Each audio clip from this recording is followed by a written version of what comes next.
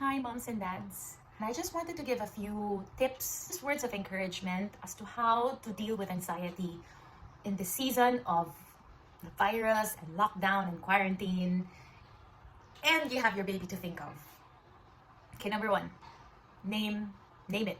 Name your fears, name your anxieties, name your worries. Grieve if you have to. Grieve over the fact that there are many things that you might not be able to do at this time or to provide at this time, or how your birth might not be the way you have imagined it to be. Grieve if you have to. Acknowledge your fears, but don't stop there. Reframe it. Let your fears cause you to focus on what really is important to you. What are the ultimate things that matter to you?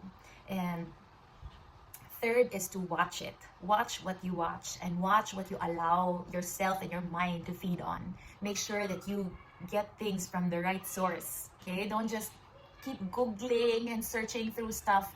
Watch what you feed your mind and your emotions. Next is to stay connected. If there's one thing that I'm grateful for, it's that this season of lockdown does not mean that we have to be isolated, because we can be connected online. There's technology. So stay connected. Now more than ever, I think we have to be more intentional in reaching out and asking for help. And next is rhythm and ritual. So in my childbirth classes, I always teach about finding your rhythm and ritual in labor.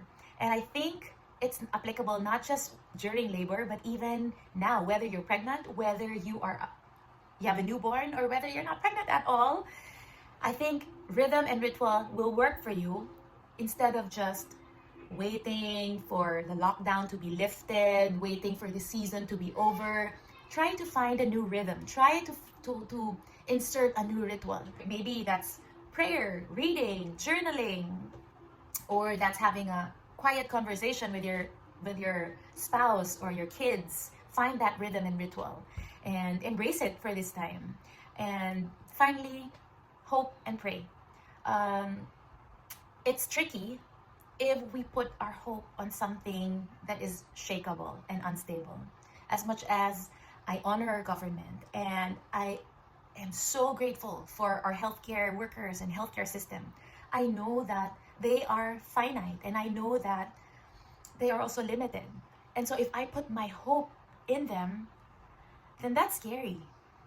Because what if they don't have the answers? What if they can't give me the answers that I need? So I encourage you to put your hope in someone who is unshakable, who is all-powerful and all-knowing, or to put your hope in something that is so rooted that cannot be shaken and that cannot be tossed by the circumstances. Okay? And pray. If there's one thing that I like about what's going on now, it's how this situation is reminding me of how limited I am, of my humanity, that I am human, and I do not have answers to most of the questions in life, to most of the problems in life. And it forces me to look beyond myself and to tap on into a bigger source, a higher source. And it's forcing me to put my hope and to pray and to believe and to really get from the source that is unlimited and that is infinite and that is all-powerful. So I don't know how that will look like for you, but my faith is we have a God who is in control. My faith is we have a God who is sovereign. We have a God who is all-powerful. And we might not have the answers now. We might not see the bigger picture now, but God does.